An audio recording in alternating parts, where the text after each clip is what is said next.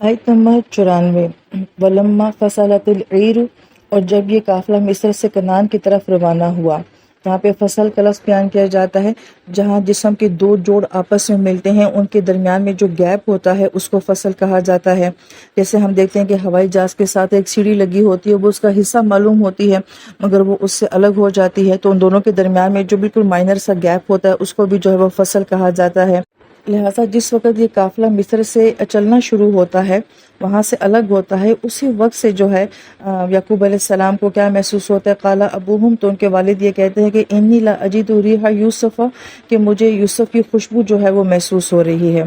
اب ہمارے ذہن میں بہت سارے سوالات آتے ہیں کہ کنواں تو قریب تھا اور مصر تو بہت دور ہے، تو قریب سے آپ کو خوشبو نہیں آئی مگر دور سے آپ کو خوشبو آ گئی۔ تو جب آپ تفسیر پڑھتے ہیں تو آپ کو ان کے سوالات کے جواب ملتے ہیں کہ اللہ کی قدرت ہے کہ کوئی چیز قریب ہو مگر آپ کو فیل نہ ہو، اور کوئی چیز دور ہو جائے مگر اس کے باوجود اللہ تعالیٰ آپ کو وہ چیز فیل کروا دے۔ تو گویا کہ یہ سین اور ان سین کا تعلق ہے کہ اللہ تعالیٰ بعض اوقات بہت قریب کی چیزیں بھی نہیں دکھاتے اور بعض اوقات دور کی چیزیں بھی نظر آنا شروع ہو جاتی ہیں۔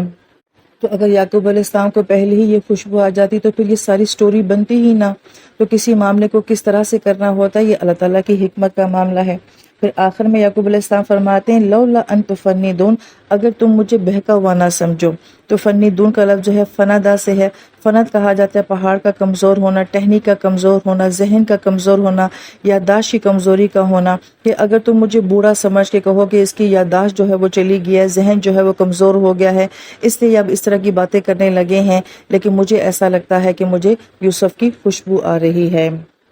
پھر یہاں پہ ایک اور بڑی خوبصورت بات یہ بھی ہے کہ ملنے کی خوشی آپ کو بعد میں نصیب ہوگی، لیکن اس سے پہلی خوشبو کی جو خوشی ہے وہ آپ کو نصیب ہو رہی ہے۔ تو یہ بھی اللہ تعالیٰ کا ایک انداز ہے کہ خوشی دینے سے پہلے خوشی کے اثرات جو ہیں وہ اللہ تعالیٰ بندے تک پہنچا دیتے ہیں۔ جب آپ تفسیر پڑھتے ہیں تو بڑی پیاری بات علماء کرام فرماتے ہیں کہ جب انسان نیکی کی زندگی گزارتا ہے اور اس کے لیے فیصلہ ہو جاتا ہے کہ اس سے جنت میں جانا ہے، تو دنیا میں ہی وہ جنت جیسی راحت جو ہے اور کیفیت جو ہے وہ محسوس کرنے لگ جاتا ہے۔ اللہ تعالیٰ ہم سب کو بھی یہ کیفیت نصیب فرمائے اور اس سے پہلے ہمیں وہ سب اعمال بھی کرنے کی توفیق نصیب فرمائے۔